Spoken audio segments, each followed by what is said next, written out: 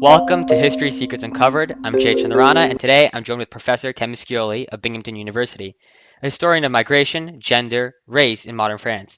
Her newest book explores women's migration for sex work in the early 20th century, not through modern stereotypes, but through the complex realities of labor, mobility, and economic choice.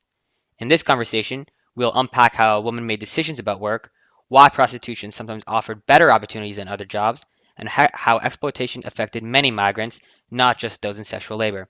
And we talk about how studying this history helps us think more clearly about consent, coercion, and migration today. Thank you so much, Professor, for being here today.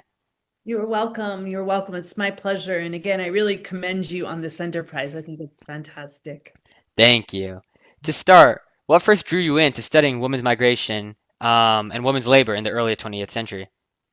Yeah, I mean, I'm sure that in some sense, my family's migration story drew me to immigration history, right? My grandparents came to the United States from Italy in the 1910s. And I mean, it's kind of hard to put your finger on how these formative events find their way into your academic pursuits, but they certainly do.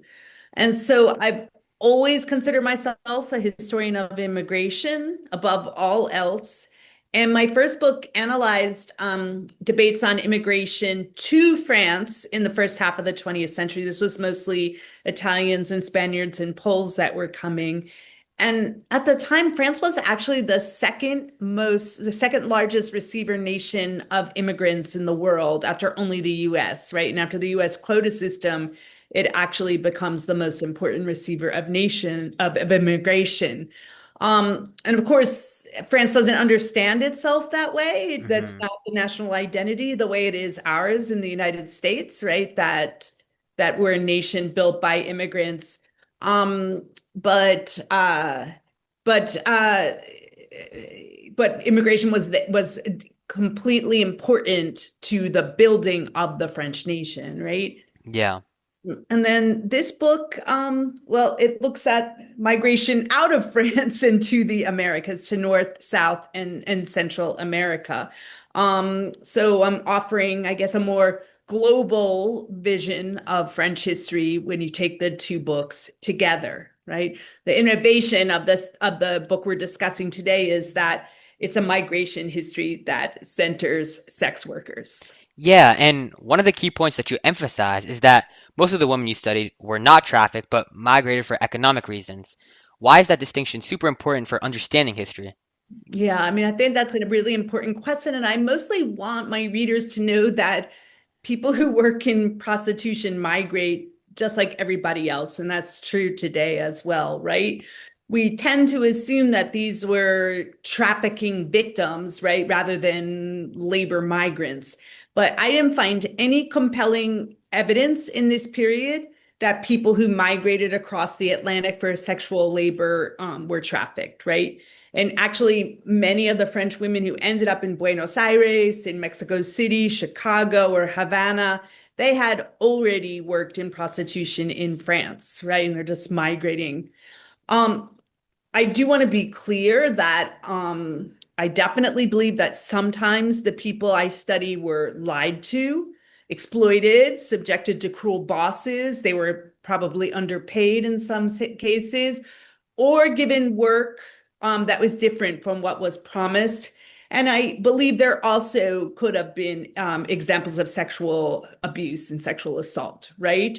But when I look more clearly at the evidence, these were not black and white examples, right? And so I came to understand, I got really curious about this kind of gray area between utter coercion on the one hand and absolute free choice on the other, right? Within these shades of gray, that's where you can really kind of draw out the migration story, right? So I think that these young women, the evidence, of course, suggests that these young women made choices to migrate, and they even made choices about working in prostitution. But I wouldn't say that they were free agents per se, or that they were exercising informed consent the way we understand that term today, right? Instead, I say that exploitation and opportunity were kind of two sides of the same coin, right? And that's true for all migrants, not just for migrants who work in prostitution. So indeed, sometimes migration, it brought these financial independence or excitement or a new life overseas. And this was a time when women had very few formal rights. So migration could be very, very exciting, right? But when I say that women were not trafficked, I mean, I'm saying I don't have any evidence that they were drugged or kidnapped or imprisoned in brothels. The evidence doesn't suggest that, right? Yeah, and a thing that you mentioned is the gray area, and I think history is super important to look at through a sliding scale as opposed to black or white. And kind of as you're saying, there's of course examples of the darker side of the gray and examples of the lighter side of the gray, but understanding it through that framework that it's a sliding scale and not just one way or the other is super important for people listening to understand. Right, exactly that. Exactly that. And that's where, the interesting stories are in the shades of gray. Whereas trafficking discourse, as we know it today, it's really just giving the black part, right? Yeah. Or the darkest part of the shade, whatever we want to. Yeah, exactly. Now, kind of moving on, but on the same track, how did governments and moral reform groups interpret women's migration at that time, and how did their concerns shape policies around trafficking or just mobility in general? Yeah. Yeah. So some people certainly believed that innocent women were being duped, forced to migrate, and forced to work in prostitution. There was definitely a group of social reformers who believed that to be true, who believed that prostitution was a social evil, right? And that nations were not caring, for their female citizens, right? And there were others who used the term traffic in women. They really said traffic in women in the early 20th centuries rather than trafficking. There were others who just used the term kind of liberally to just mean migrations for work and prostitution, uncoerced, right? Migrating sex workers, right? Yeah, So these terms really were not very precise, and then they were mostly debated. But one thing is really certain, and that's that the idea of a traffic in women revealed like an enormous anxiety about the fact that young women, unmarried for the most part, were migrating solo, right? There was a profound societal discomfort with that because there was a realization that the possibility for women, young women, to migrate on their own represented an enormous freedom, right? So for many people, women who migrated solo were already putting themselves sort of in a disreputable position, right? They already were sort of suspect, right? That they were not living up to sort of gendered ideals of being sexually innocent and respectable, right? So it's sort of disreputable to migrate solo for a young woman. It's sort of potentially tarnished her reputation. So there's this weird thing where the social commentators, on the one hand, they're describing women as these really vulnerable migrants who need protection from traffickers. And at the same time, they're seeing them as these undesirable migrants who are working in the sex industry, right? Or bound yeah, to work in the sex industry or on the fringe of the sex industry. And I should note that in most of the countries I study in the Americas, eventually immigration laws were passed to bar people affiliated with the sex industry, whether it were prostitutes, traffickers, or pimps, to bar them from entry, right? So actually, these kind of morally undesirable people become baked into immigration exclusion, both in the United States and throughout North and South America, right? yeah. And America as a whole is typically seen as a place where people could immigrate to America and start fresh. But you were speaking earlier that immigrants from France who used to work in sex work came to America to continue working in sex work. What kind of jobs were available to women during this period, and why did sex work often pay better or offer more autonomy than other positions? Why would they come to America and choose to continue in that work? So I think for poor and working class women, usually the reference point we make in terms of jobs, other than or a lot of these people, I don't think they considered prostitution a job, right? Like they were far away from the slogan of sex work is work, right? There's no identity like that.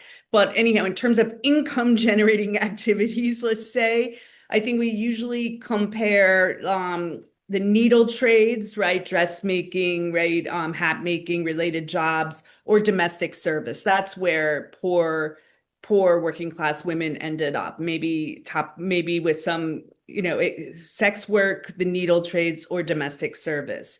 And there's wide variation in how much money women made in the sex trade. But the historical subjects speak very clearly that usually it's significantly more than they would make in domestic service or working in a factory. Some even say 100 times more. Wow, Right. yeah. And this money can be made in much less time also. I think Hmm. that's the important point. Remember, we're pretty far away from the 40-hour work week being normalized, right? So a seamstress might have, like in France, like miserable 60-hour week, whereas sex work, the time is a little bit more compacted, right? Yeah.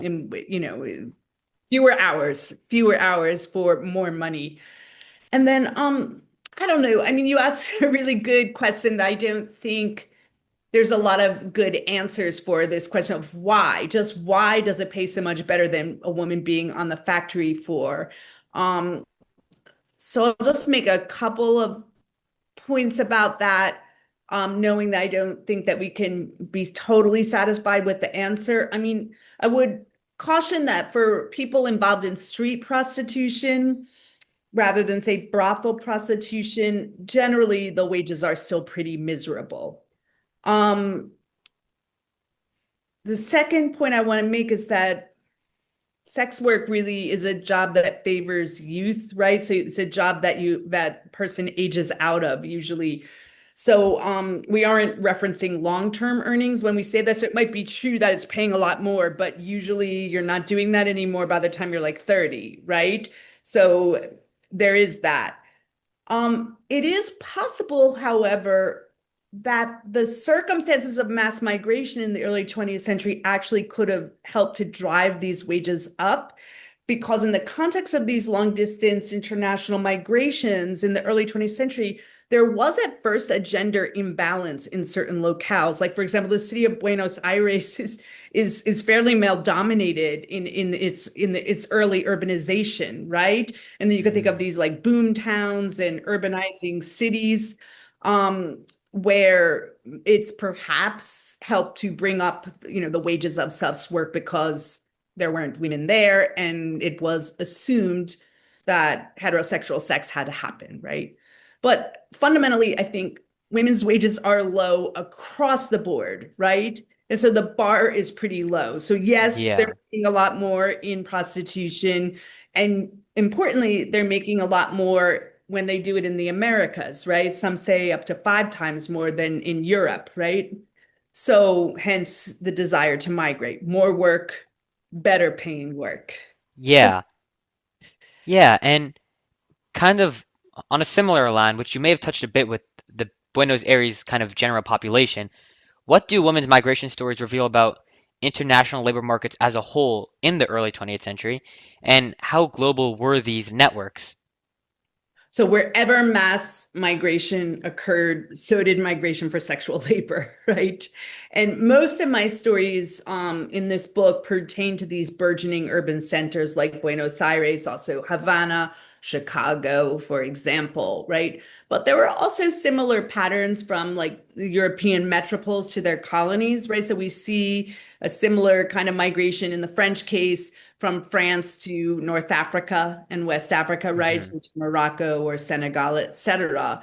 And I just, I didn't feel that I could take on, French women globally. And so I really wanted to focus on the migration, the transatlantic migration about which Yeah. so much has been written, but not work that centers women who migrate for sexual labor.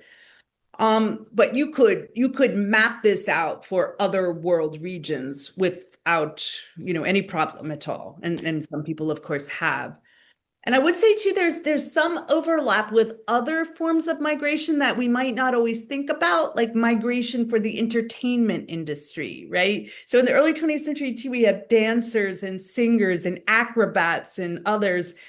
We don't think of those people as migrants, but they were also on this transatlantic migration route, right? So I mean, I can give you a concrete example, right? I've found young women in the police archives, French police archives, they're presumed to be trafficked, right? And maybe their parents or their siblings opened up a case with the police after they disappeared from home.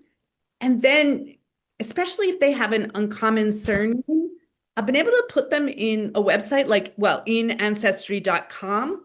And what comes back is the ship manifests, right? You see the names on the ship manifest the same way. I don't know, I can find my grandparents' names Hmm. on these ship manifests, although they migrated for other forms of labor, right? And you can see, the same woman presumed by the French police or not, or there's some doubt with the French police to have been trafficked, but you see they just come and go from France to California, back to France. They end up in Texas, right? You can watch this. And if you think about it, many of these migrants, they probably ended up back in France, right? Hmm. This was probably just a small slice of their life. Do you know what I mean? They just probably, Yeah. yeah, and we're And kind of frozen in that one moment of of the archive, right? and I think you gave a perfect example of this about how there is some agency and decision making that these women have. Um, and I think it's important to note that many people in the past have always thought prostitution to be forced and coerced. Um, but what else could we say about the historical record showing women's decision making and agency? Right, right. Well, I think it's first of all really important to remember that in pretty much, well, almost none of the places that I study in this book, prostitution isn't illegal, right? So there's already that, right? That this is, it's a little bit hard, especially in the United States, I think, to imagine, but it's a little bit more 100 years ago, the sort of ordinary social fabric, right? And certainly there was stigma, some stigma anyhow, attached to selling sex, right? But 125 years ago, 200 years ago, these were simply members of working class communities, right? Again, some stigmas attached, but they're not outcasts. These are absolutely not outcasts. Hmm. And and yeah, again, I mean, coerced, it isn't the word I would use. I mean, there are constrained choices you make when you're desperately impoverished, right? And that might include, the choice to sell sex, right? So I try to be very careful when I talk about women's agency. I mean, I absolutely believe it exists in this circumstance. However, I don't romanticize it, I guess is what I'm trying to say, right? Yeah. I don't necessarily think this was a good job. I Yeah. make no claims it was empowering. I'm certainly not saying that. But what the sources say again and again is that it paid better, right? It paid Yeah. better, many times better than other forms of work. And sometimes it was just a transitional phase in people's lives. Yeah. And you also note that exploitation such as bad wages and harsh conditions and debt schemes affected many migrants, not only those who did participate in sexual labor. How does expanding our lens beyond just prostitution change our understanding of the migrant experience in general in this era? Right. I think especially in the present day, probably more so in the present day, many people hesitate to see prostitution as a chosen income generating activity, or some would say a job, right? As I explained, it was a little bit different 150 years ago because it was legal, right? Or not illegal is probably a better way to put it, right? But um, but I think in the present day, especially when many people tend to assume that no one would ever choose willingly to sell sex, right? But and that in turn, I think makes it much easier for people to assume that others were forced to do so, right? That no one would willingly do so. But the historical record does not show this. And it's also not true for the present day. Again, I'm not suggesting that there are no choices, no examples of exploitation of what is typically called trafficking. I'm not saying that, but I am saying that some people choose to sell sex, whether Hmm. today or in the past. And I think that coercion, deception sometimes occurs, but ultimately, these young women 100 years ago, 120 years ago, they migrated for the same reason as those in industry or in agriculture or in unskilled jobs. They were just looking for more work, better paying work. And maybe it turned out great for them. Maybe the conditions were exploitative. Maybe it was somewhere in between. Again, these shades of gray. But I want to be super clear that this is true for all forms of labor and not just sexual labor. Like, so what I said about exploitation and agency being two sides of the same coin, you can bet that this was also true for like stonemasons who or stone who migrated to the US to build, right? Or you know what I'm saying, Of all kinds. course, we have a lot of historical examples of the U.S. actually encouraging back in the early 1900s Mexican immigrants to come from Mexico, come up to the United States and work these jobs in fields that actually for a while made up a majority of the American food source. But again, like you're saying, some levels of agency, but 100% some levels of exploitation as well.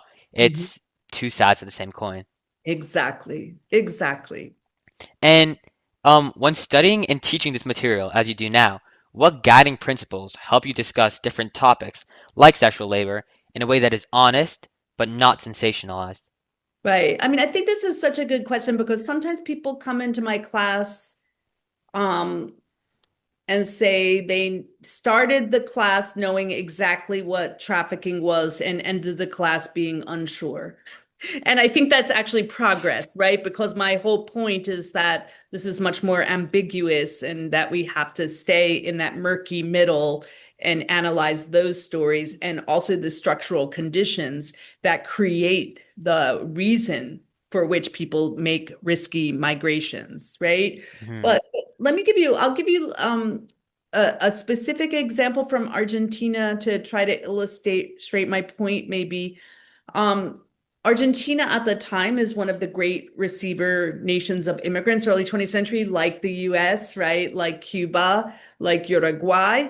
Um, and this also included many people affiliated with the sex industry, right? And I found in the police documents dozens of handwritten personal letters written by women who were indeed selling sex in Argentina.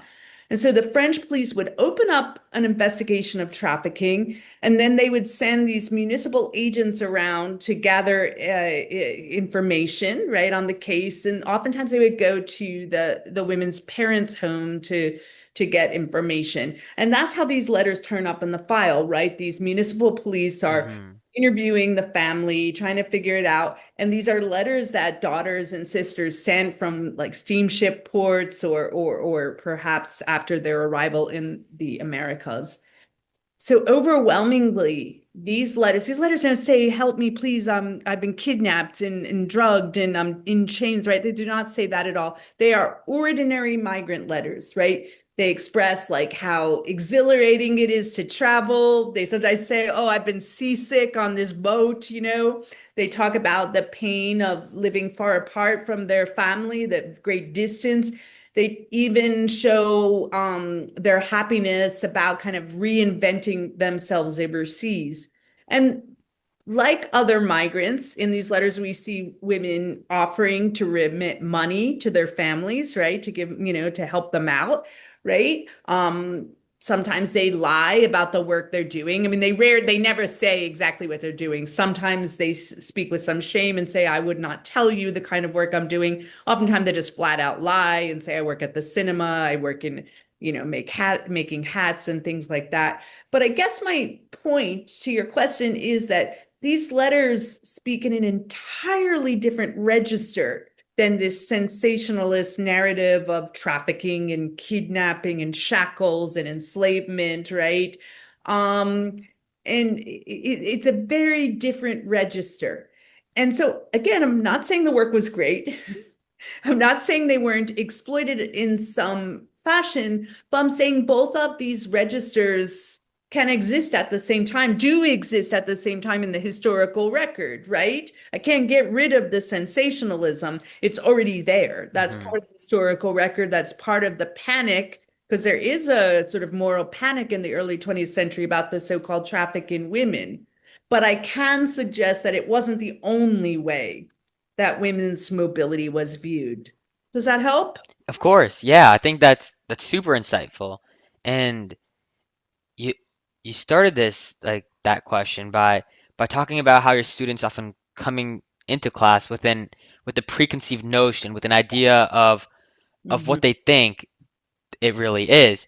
Are there misconceptions, specific misconceptions that you regularly see in public conversations in general about prostitution, trafficking, or migration that your research helps correct? Right, thank you. Thank you for that question.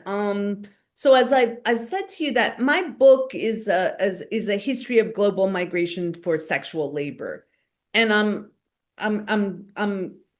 strongly asserting that these particular migrations occurred in synchronicity with all these other kinds of labor migration. So I'm asking the reader of the book not to separate prostitution out from other income generating activities for which people migrate, right? Don't separate it out.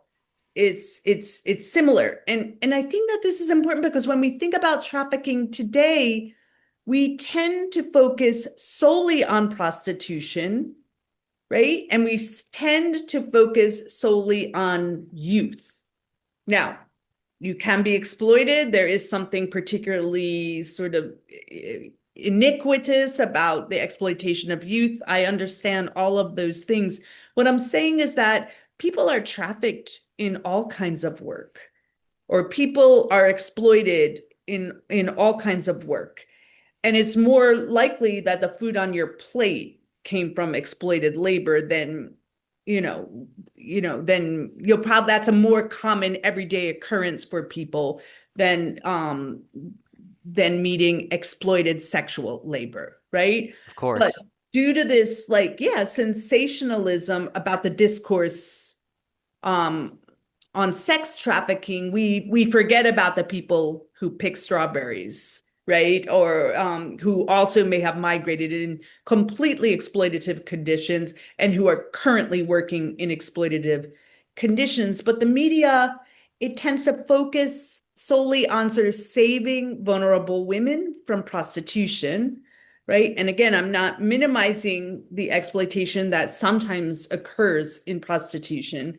I guess I'm saying that the problem is way bigger, right? That's what that work of all kinds has entailed various degrees of exploitation and coercion for most people for most of human history, Of right? course. Right? I And think so, yeah, go ahead.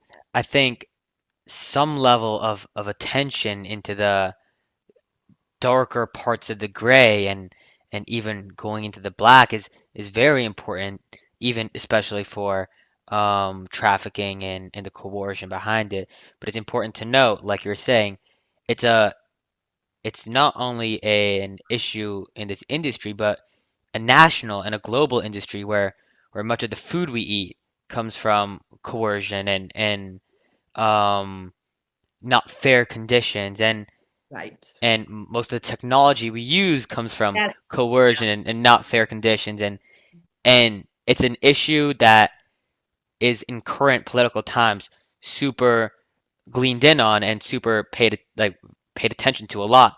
But it's important to take a step back and see this issue as a larger systemic issue as a whole, not Right. just targeting one specific sector. Right. And clothing would be another good one, Of right? course, So, clothing, yeah. right. Sheen, I mean, Well, indeed. Yeah, yeah. yeah, Exactly. Yeah. So I think like what I would want to correct to your initial question is that I want to kind of turn attention to the many ways that people are made vulnerable in the contemporary economy, and of course that of the past, right? yes, So many people take risky migrations. Many people work in exploitative conditions. And when we see prostitution as like this sort of paradigm, it really limits our view, but it doesn't only limit our view, it arguably perpetuates a certain uh, uh, moralism about sexuality and gender roles as well, right? We could have yes, that argument too, right? yes. Thank you so much.